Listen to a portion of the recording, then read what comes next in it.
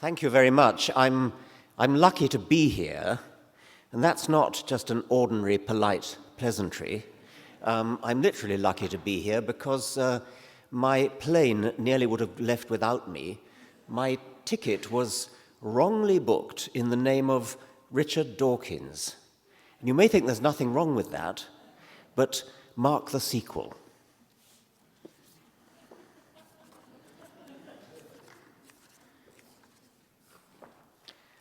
Glad to know you, Clint. The friendly passport controller was not to know that British people are sometimes given a family name first, followed by the name their parents wanted them to use. I was always to be Richard, just as my father was always John. Our first name of Clinton was something we forgot about, as our parents had intended. To me, it has been no more than a niggling irritation, which I would have been happier without, notwithstanding the serendipitous realization that it gives me the same initials as Charles Robert Darwin. But alas, nobody anticipated the United States Department of Homeland Security. Not content with scanning our shoes and rationing our toothpaste, this Keystone Copsworthy institution decreed that anyone entering the United States must travel under his first name exactly as written in his passport.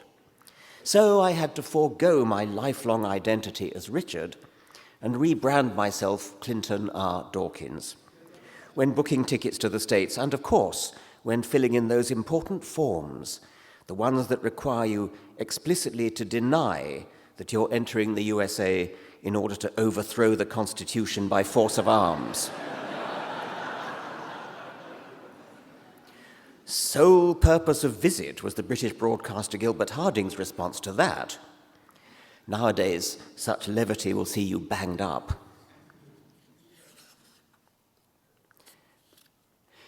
Clinton first became a Dawkins family name when my great-great-great-grandfather, Henry Dawkins, 1765 to 1852, married Augusta, daughter of General Sir Henry Clinton, 1738 to 95, who, as Commander-in-Chief of British forces from 1778 to 1782, was partly responsible for losing the American War of Independence. The circumstances of the marriage make the commandeering of his name by the Dawkins family seem a bit cheeky. The following extract is from a history of Great Portland Street, where General Clinton lived. In 1788, his daughter eloped from this street in a hackney coach with Mr. Dawkins, who eluded pursuit by posting half a dozen other hackney coaches at the corners of the street leading into Portland Place, with directions to drive off as rapidly as possible, each in a different direction. Well, Henry and Augusta did marry, and they had a son, Clinton George Augustus Dawkins, 1808 to 71. If he inherited any of his father's ardor, he nearly lost it in 1849 during an Austrian bombardment of Venice, where he was the British consul. I have a cannonball in my possession, sitting on a plinth, bearing an inscription on a brass plate. I don't know whose is the authorial voice, and I don't know how reliable it is, but for what it's worth, here is my translation from French, then the language of diplomacy. One night, when he was in bed, a cannonball penetrated the bed covers and passed between his legs.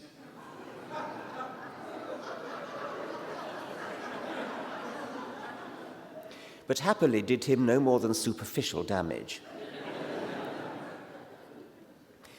This narrow escape of my ancestors' vital parts took place before he was to put them to use.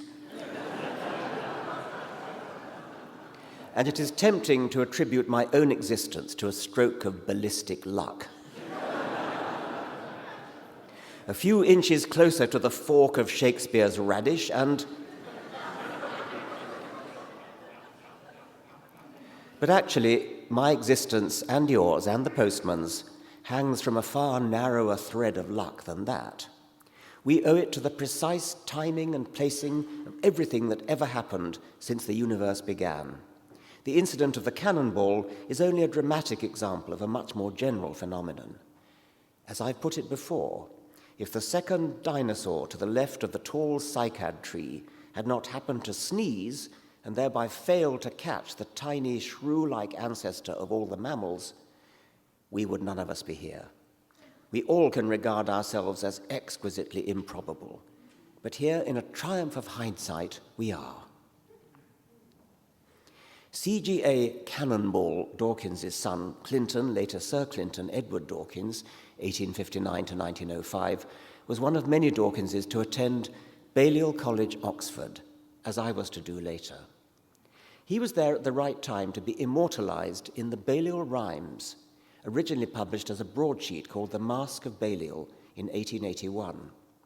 In the spring term of that year, 7 undergraduates composed and printed scurrilous rhymes about personalities of the college.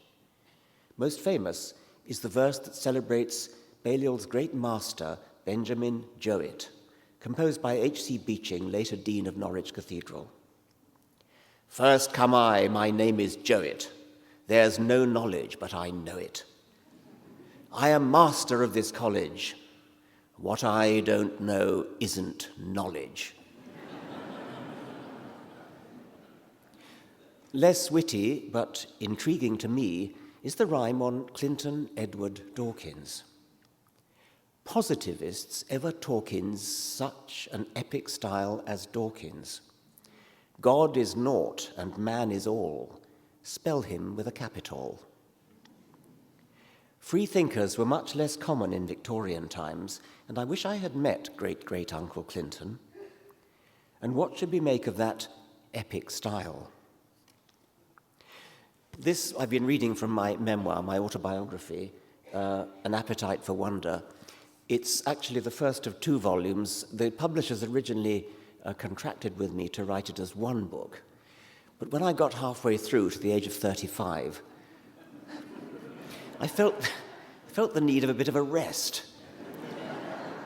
So I asked the publishers if I could split it in 2, and I sent off the first half of the book, which culminated in the writing in 1975 of my first book, The Selfish Gene.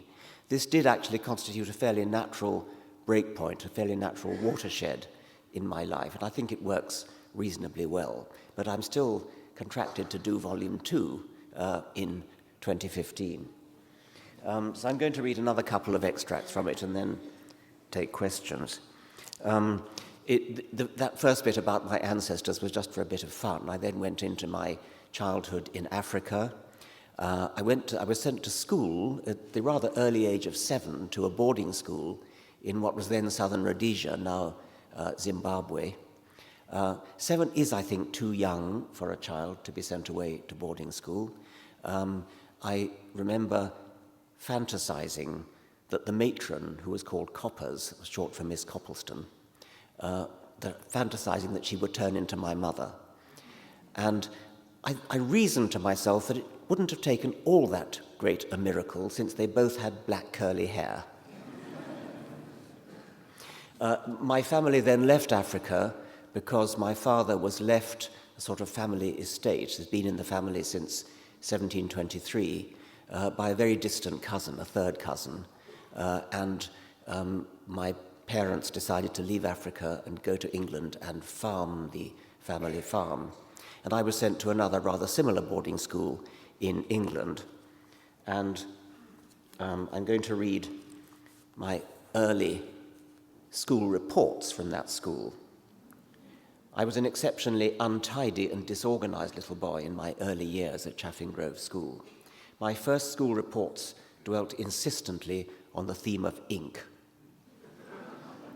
Headmaster's report. He has produced some good work and well deserves his prize. A very inky little boy at present, which is apt to spoil his work. Latin. He has made steady progress, but unfortunately, when using ink, his written work becomes very untidy. Mathematics. He works very well, but I'm not always able to read his work. He must learn that ink is for writing, not washing purposes. Miss Benson, my elderly French teacher, somehow managed to omit the ink leitmotif, but even her report had a sting in the tail. French. Plenty of ability, a good pronunciation, and a wonderful facility in escaping work.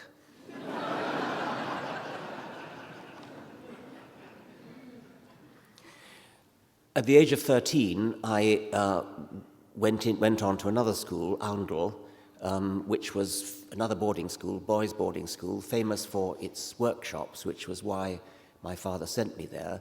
I think he was a bit disappointed. The workshops were so well appointed, so well equipped with the most advanced machine tools, the sort of thing you'd never actually meet in everyday life afterwards. No ingenuity, no creativity, no training in how to improvise. So that was a bit of a disappointment.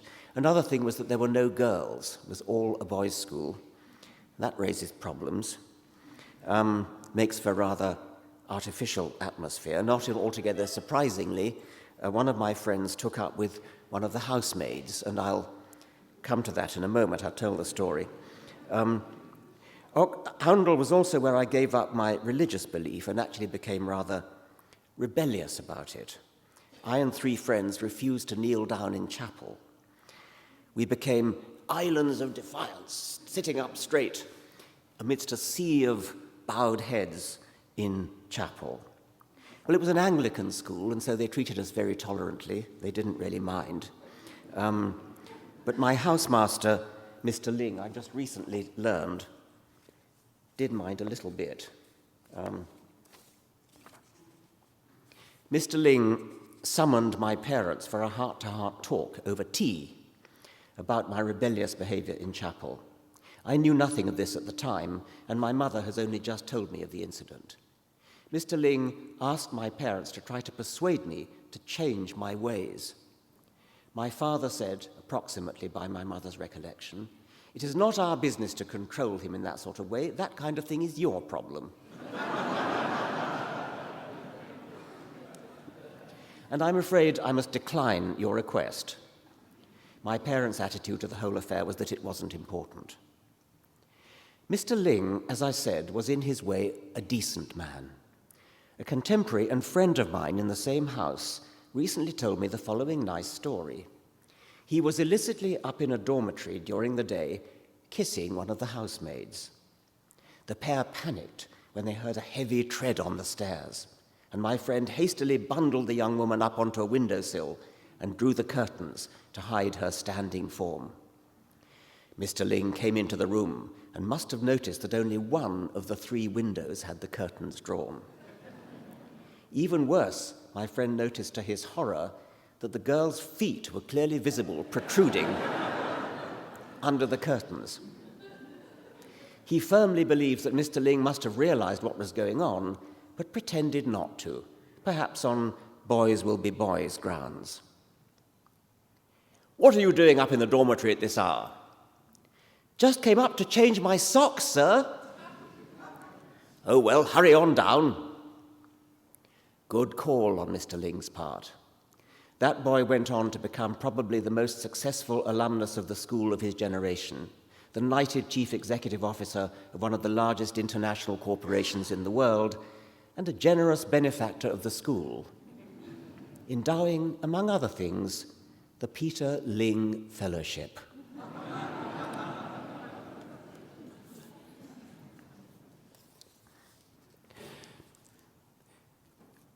It's not mentioned in the book, but I will say who that boy was. He now is Sir Howard Stringer, former CEO of the Sony group, the only non-Japanese to hold that position. I went on to Oxford, which I think, if anything, was the making of me. Oxford was. I learned to distinguish school education, which is largely textbook-based and fact-based, from university education, where ideally you learn to be a scholar. And in my second year at Oxford, I kind of got that. And it was a major turning point in my life, as was meeting Nico Tinbergen, the great student of animal behavior, later won a Nobel Prize, and I then became his graduate student. And that was a major turning point for me to become a member of the Tinbergen group of graduate students and research workers. Tinbergen's number 2 was Michael Cullen, who is an unsung hero of my science.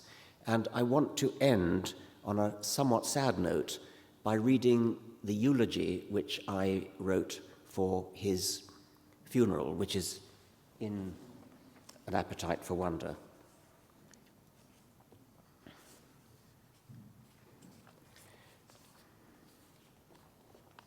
So this is about Mike Cullen. He did not publish many papers himself, yet he worked prodigiously hard, both in teaching and research. He was probably the most sought-after tutor in the entire zoology department. The rest of his time, he was always in a hurry and worked a hugely long day, was devoted to research, but seldom his own research. Everybody who knew him has the same story to tell. All the obituaries told it in revealingly similar terms. You would have a problem with your research. You knew exactly where to go for help, and there he would be for you. I see the scene as yesterday, the lunchtime conversation in the crowded little kitchen, the wiry, boyish figure in the red sweater, slightly hunched like a spring wound up with intense intellectual energy, sometimes rocking back and forth with concentration. The deeply intelligent eyes understanding what you meant even before the words came out. The back of the envelope to aid explanation, the occasionally skeptical, quizzical tilt of the eyebrows under the untidy hair. Then he would have to rush off. He always rushed everywhere, perhaps for a tutorial, and he would seize his biscuit tin by its wire handles and disappear. But next morning, the answer to your problem would arrive in Mike's small, distinctive handwriting. 2 pages, often some algebra, diagrams, a key reference to the literature, sometimes an apt verse of his own composition, or a fragment of Latin or classical Greek. Always encouragement. We were grateful, but not grateful enough. If we had thought about it, we would have realized he must have been working on that mathematical model of my research all evening. And it isn't only me for whom he does this. Everybody in the research group gets the same treatment. And not just his own students. I was officially Nico's student, not Mike's. Mike took me on without payment and without official recognition when my research became more mathematical than Nico Tinbergen could handle. When the time came for me to write my thesis, it was Mike Cullen who read it, criticized it, helped me polish every line, and all this while he was doing the same thing for his own official students. When, we all should have wondered, does he get time for ordinary family life? When does he get time for his own research? No wonder he so seldom published anything. No wonder he never wrote his long-awaited book on animal communication. In truth, he should have been joint author of just about every one of the hundreds of papers that came out of that research group during that golden period. In fact, his name appears on virtually none of them, except in the acknowledgements section. The worldly success of scientists is judged for promotional honors by their published papers. Mike did not rate highly on this index. But if he had consented to add his name to his students' publications as readily as modern supervisors insist on putting their names on papers to which they contribute much less, Mike would have been a conventionally successful scientist, lauded with conventional honors.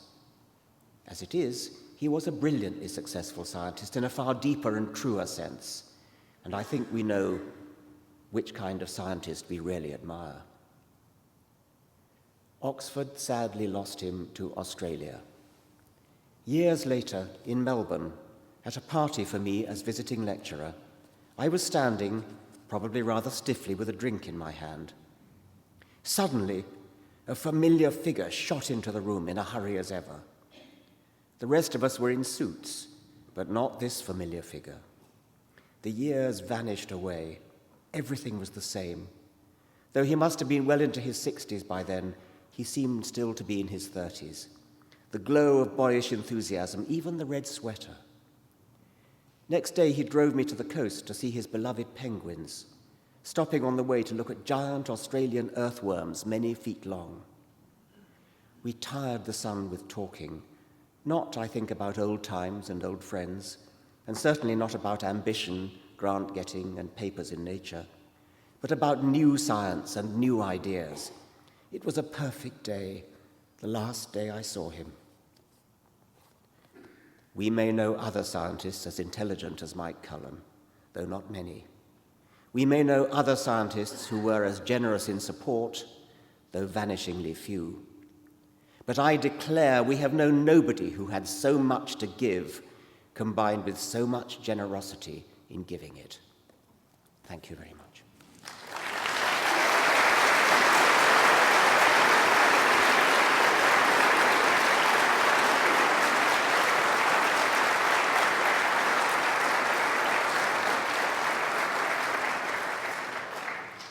Well, any questions? I think we have a microphone there, a microphone there. I presume the system is come up and stand behind the microphone if you want to. If not, we can all go and have a drink.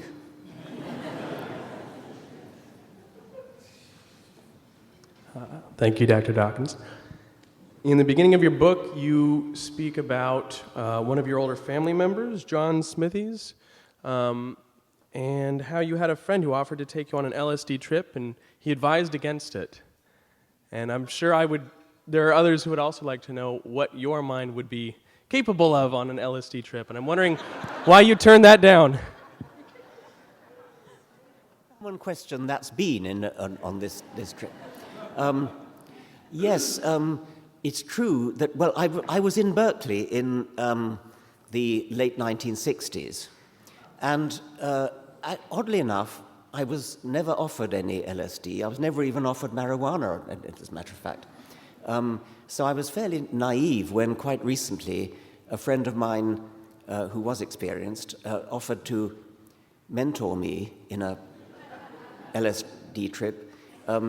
She said that she would take a half dose herself so that she would be, as it were, keeping one foot on the ground and would be in a position to join in with me in what I was experiencing while in a position to stop me jumping out of the window under the impression I could fly or something like that. I did ask my father's first cousin, John Smithies, who's a world authority on such drugs, and indeed was, I think, credited with having introduced Aldous Huxley to such drugs before Aldous Huxley wrote his book, The Doors of Perception. John Smithies advised against, I think on the grounds that a bad trip is so awful that it was not worth risking. I don't know what I'm going to do about this offer. I am tempted, I must say. It's one of those things that I thought I should do kind of just before I die.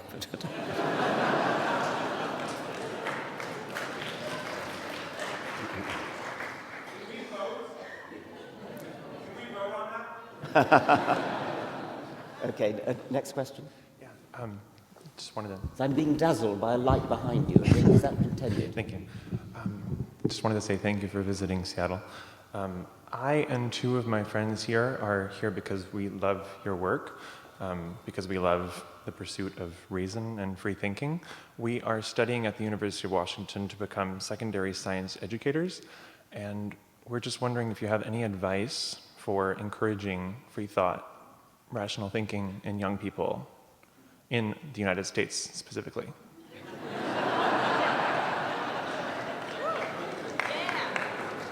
I have to say, I shudder when I get the "have you any advice" question. I never know quite what to say. And you ended up especially in the United States, and I presume what you have in mind there is the 40% or more who, according to Gallup polls, believe that the world is less than 10,000 years old. That is a bit of a problem. This country is beyond any doubt the leading scientific nation in the world, by far. And you can't help wondering how much more leading you'd be if you didn't have that rump of 40%.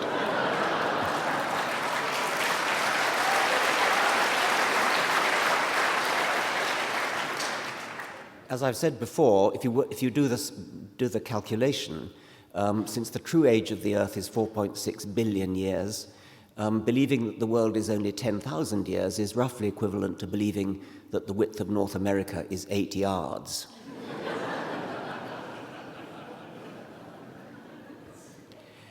So advice, I'm not really sure. I mean, I think it's too easy to counsel despair and say that there are people among those 40% whose minds you can never change.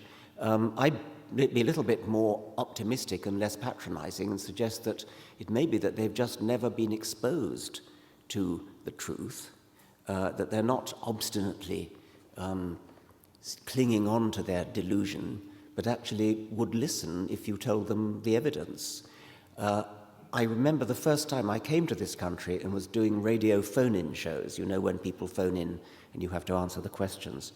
And I got the impression that they were actually quite curious and quite interested to learn about evolution, and that the callers in did not have closed minds, but actually had never really been exposed to the facts. And I'm reminded of a young man who came from, I think he came from the state of Washington, actually. Yes, he did. He came from the state of Washington, and he was a young Earth creationist, and he came to Oxford. Not quite sure how he got in, broad-mindedly, he attended my lectures on evolution. And at the end of the term, the end of the course of 8 lectures, he came down to the front and kind of slammed his fist on the bench in front of me. And he said, "Gee, this evolution, it really makes sense."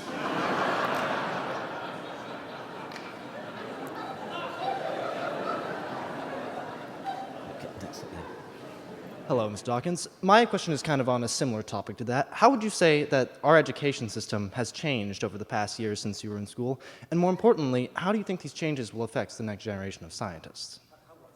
How do you think these changes to our education system will affect the next generation of scientists? Well, you're asking me about how things have changed in the educational system. I don't think I know, because I haven't been here. I mean, I live in another country. So I don't really have first-hand knowledge. I do know that that 40% figure I quoted has been steady since the 1980s, which is odd. You'd think it would have got better, but in a way it's odd that it goes back so far. So I don't know. I mean, the schools that I've visited in this country, I've been enormously impressed with it. I think that maybe that means I've been taken to some especially good schools. But I don't think I really can answer your question about how things have changed in this country.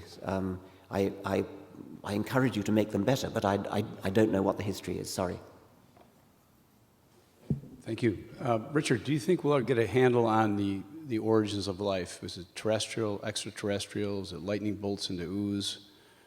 How did life start? The origin of life is one of the big gaps in our knowledge.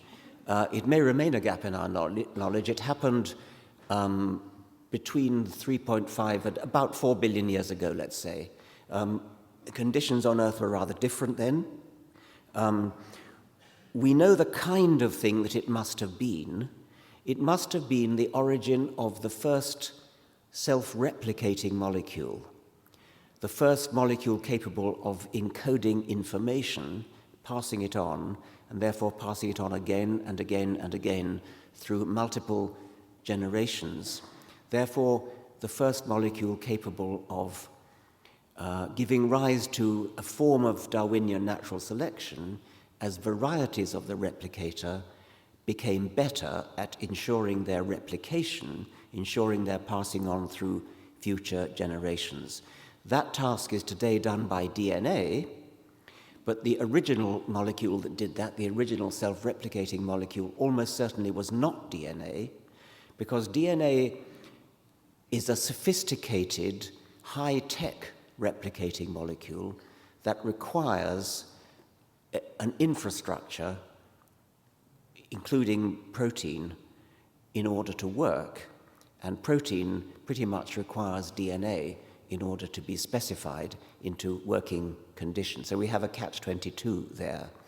So the original self-replicating molecule that kicked the whole process off probably was not DNA, some other, perhaps cruder self-replicating molecule. Once you've got a self-replicating molecule, then Darwinian natural selection can start and then can build up to ever more complicated levels of machinery for passing on the coded information. And maybe then DNA came in, well, DNA presumably did come in later as a usurper of the self-replication function. Various people have suggested that RNA, which is a related molecule to DNA, might have been the original one, because RNA not only has some of the properties of DNA in the replication department, it's not as good as DNA, but it is a replicator, but it also has some of the catalytic properties of protein, which is the other half of the present kind of symbiotic relationship between DNA and protein. So RNA could have done both jobs originally, and then the replication job was taken over by DNA, and the catalytic enzyme job was taken over by protein. That's the sort of current vogue theory. You ask about possibly extraterrestrial seeding of life. That has been suggested, most notably by Orgel and Crick, who are great molecular biologists. I suspect they suggested it largely tongue-in-cheek. It's something that has been used to get away from the apparent improbability of the origin of life. If the origin of life is a very, very improbable event, then by allowing seeding from outside, you, as it were, multiply the number of places in which that improbable event could have happened. I don't think that's necessary, and I think that it's not that improbable and that it probably did arise on this planet. However, you can't rule out the possibility that it was a very, very rare and improbable event. It may even be so rare and improbable that it's only happened once in the entire universe. Since there are, by current estimates, 10 to the 22 stars in the universe, in the observable universe, and most of them probably have planets, the number of opportunities for life to evolve somewhere in the universe is beyond all counting. And therefore, if you want to believe that we're alone in the universe, then you're committed to the belief that the origin of life on this planet was a quite staggeringly improbable event. So improbable that we're wasting our time even trying to imagine how it happened, because if it only happened once, we're not looking for a plausible theory, we're looking for a thunderingly implausible theory. And I don't believe that. I think it probably isn't that implausible. I think that there probably is life in many places, probably maybe as few as 1,000 places in the universe, or maybe as few as 1 billion places in the universe. Note that 1 billion is an extremely small number compared to 10 to the 22, which is one with 22 noughts after it. So if life has originated 1 billion times in the universe, it'll still be so rare that we'd be very unlikely ever to encounter any other life forms. Yes, your friend Christopher Hitchens, I've seen a number of YouTube videos in which he said that he thought that humanity's tendency toward religiosity and its only partial grasp of reason was a result of genetics, that it was a result of our evolution. If we develop the ability sometime in the next few decades to very successfully and accurately genetically engineer human embryos before implantation, so that parents could choose, how intelligent, how rational, how secular their children were ahead of time, maybe how much of a sense of wonder, of an appetite for wonder they have. Would you be in favor of that or opposed to that? You're not seriously expecting me to say I'm in favor of that, are you? That's more than my career's worth. I suppose it's possible, and who knows what might happen in some science fiction future world. No, I'm not going to endorse that possibility. I'll endorse the possibility that it might happen, but I'm not going to say that politically I would go for it. A friend of mine is thinking about getting married to a Catholic, a believer, and he's also a very big fan of yours. And so he's contemplating the idea that one day his children might be believers, or might be Catholic, and it very much upsets him.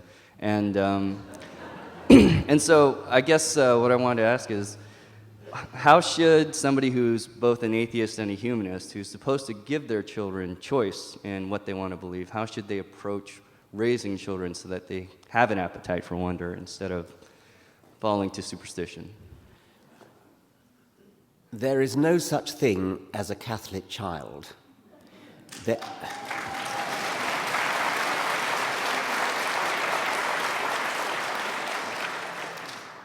There's such a thing as a child of Catholic parents, or in this case, a child of one Catholic parent.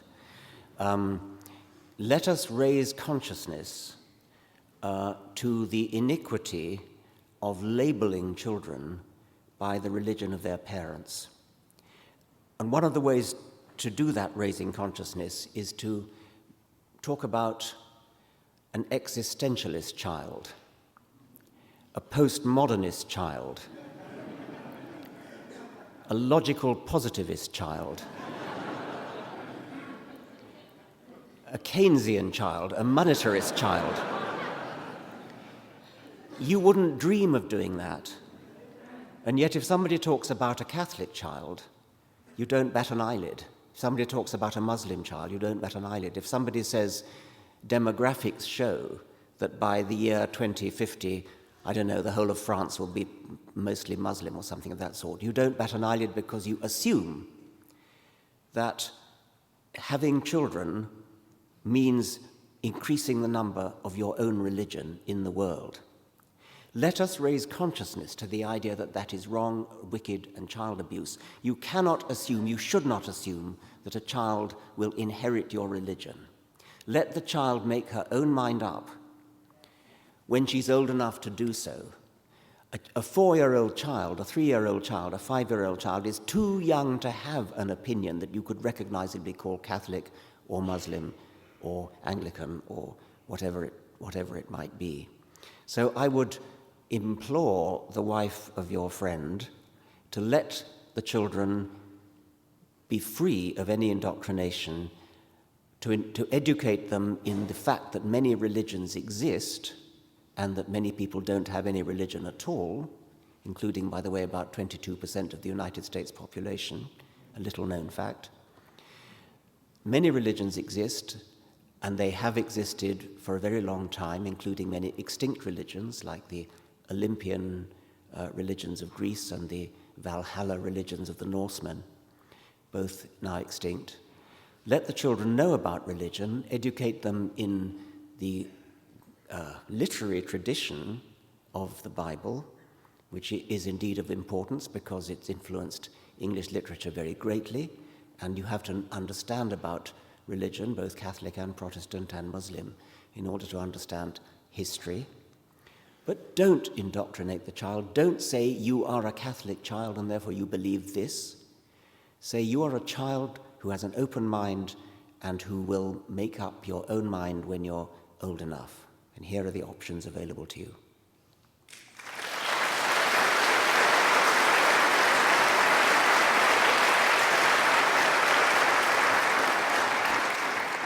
Unfortunately, we only have time for 2 more questions.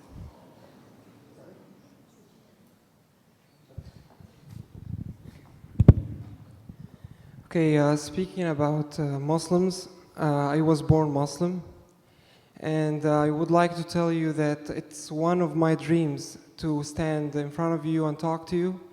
3 years ago, I remember I was on my couch watching on my laptop a YouTube video of God Delusion.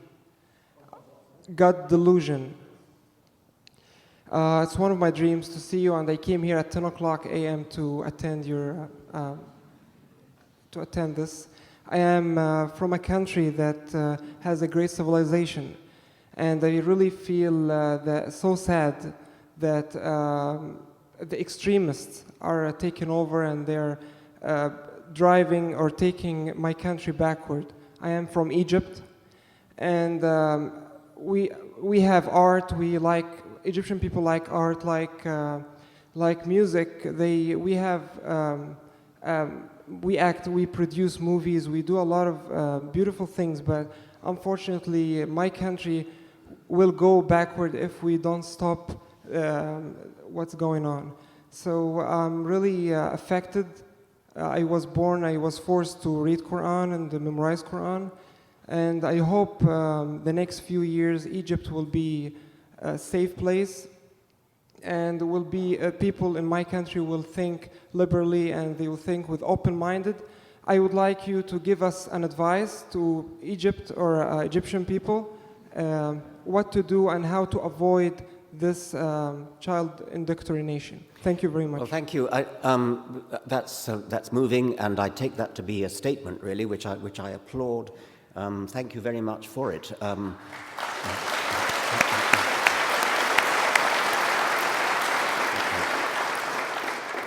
I'm not sure that I can give advice yet again. It would be presumptuous of me, knowing nothing of Egypt, to give advice. I mean, my immediate, instinctive, crude advice would be just give up your religion. But I can see that might not be the best way to deal with it. This may not be a scientific question, but it's a fun one. If you could invite 3 people to dinner from any time in history, living or dead, doesn't matter, 3 people out to dinner, who would they be and why? That's the other question I hate.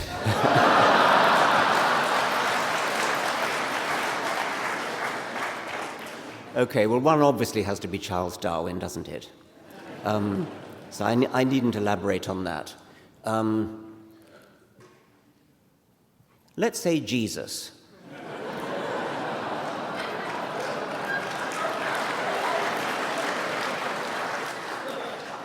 And I think then, thirdly, Lucy.